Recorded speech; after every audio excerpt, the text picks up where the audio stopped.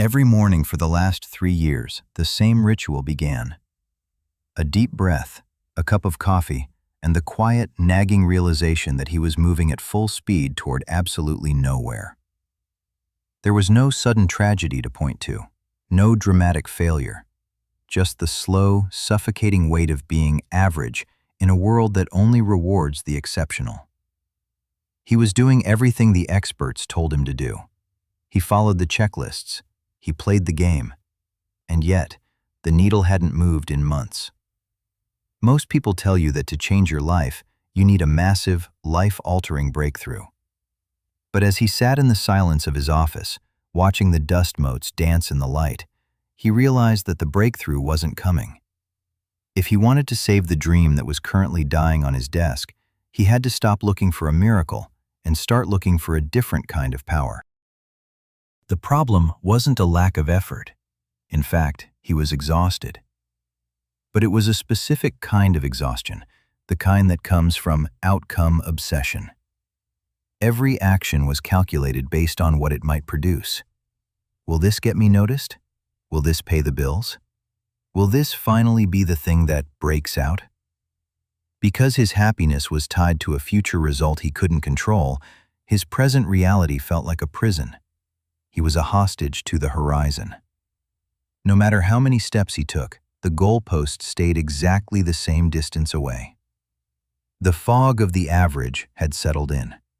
He was stuck in the middle, too successful to quit, but too stagnant to feel alive. Every small task felt like a mountain because it didn't seem to lead to a big win. He had lost the ability to see the work for what it was, seeing it only for what it could get him. He was an artist who had forgotten the feel of the brush because he was too busy staring at the empty price tag on the frame. The change didn't start with a new business plan. It started with a pencil. One Tuesday afternoon, driven by a sudden, sharp clarity born of frustration, he stopped trying to fix his life. Instead, he decided to fix his next 10 minutes. He embraced a simple, radical concept: internal sovereignty. He realized that while he couldn't control the market, the algorithm, or the opinions of his peers, he possessed absolute authority over the next unit of work. He stopped asking, "How do I become successful?" and started asking, "What does an excellent 10 minutes look like?" He cleared the clutter from his desk, not because it would make him a millionaire, but because it was a task he could perform with 100% integrity. For the first time in years, he wasn't working for a result. He was working for the standard. He treated the simple act of organizing his workspace as if it were a high-stakes mission. This was the first small win. It felt insignificant to the world, but to his nervous system, it was a signal. The captain is back on the bridge. Success, he discovered, is not a destination. It is a series of small wins that have been chained together with such consistency that they become an unbreakable cord. Over the next few weeks, the outcome obsession began to fade. In its place grew a process devotion. He started to find a strange, quiet joy in the things he used to find tedious. He stopped checking the stats every hour. Why? Because the stats were a report on the past, and he was finally busy living in the present. He applied the concept of intentional focus. Instead of trying to move the mountain, he focused on the beauty of the single stone in his hand. He realized that a big win is just a collection of 1,000 small things done with excellence when nobody was watching. The gray fog was lifting. He wasn't there yet, but the there no longer mattered as much as the here. Growth isn't linear. Old habits tried to pull him back into the fog.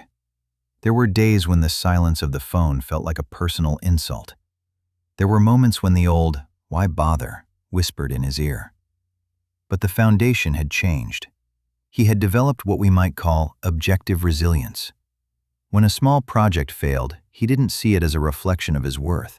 He saw it as data. He realized that failure is just a word the ego uses for instruction. Because he was no longer tied to the outcome, he couldn't be crushed by the setback. He simply looked at the wreckage, picked out what was still useful, and started the next 10 minutes of excellence. His wins were getting bigger, not because he was luckier, but because he was finally present enough to see the opportunities that the fog of the average had hidden. He was becoming a person who could handle success because he had finally mastered the art of handling the mundane. The big win didn't arrive with a fanfare of trumpets. It arrived as a natural consequence of a man who had finally aligned his actions with his values. He found himself standing in front of a finished project that didn't just meet the world's standards, it met his. The curiosity gap was finally closed. How do you save a dying dream? You stop trying to save the dream and start honoring the moment. He realized that the 1% shift wasn't about working 1% harder. It was about moving 1% of his focus away from the horizon and placing it directly onto his own hands. He had achieved the very thing he had been chasing for 3 years, but the irony was that by the time it arrived, he didn't need it to feel whole. He was already whole. The win was more than just a successful project or a career milestone. It was the realization that he was no longer a hostage to the future. He had become the architect of his own internal peace. So, what eventually happened to the person who was lost in that fog? To an outside observer, almost nothing has changed. The desk sits in the same corner. The clock on the wall ticks with the same familiar rhythm, and the city outside the window continues its indifferent rush. But the atmosphere inside the room has shifted entirely. The air feels lighter, clearer, and finally devoid of the heavy static of what if. The miracle he spent 3 years waiting for, the one he thought would arrive as a massive contract or a sudden burst of fame, never actually came. Instead, a far more permanent transformation took place. He discovered a new standard. The dream didn't die. It was simply stripped of the ego and the noise until only the sharp, clean truth remained. This truth is a quiet one. Success is not a destination you arrive at. There is no finish line where the work stops and the satisfaction begins. True success is a discipline to be inhabited. It is the recurring decision to do the small, invisible things with excellence, even when the world isn't looking. Every morning is no longer a battle with the horizon, but a meeting with the present. The small win has ceased to be a stepping stone. It has become the victory itself. Turning back to the desk, he picks up his tools and begins again. Because the secret was never in the breakout. The secret was always in the practice.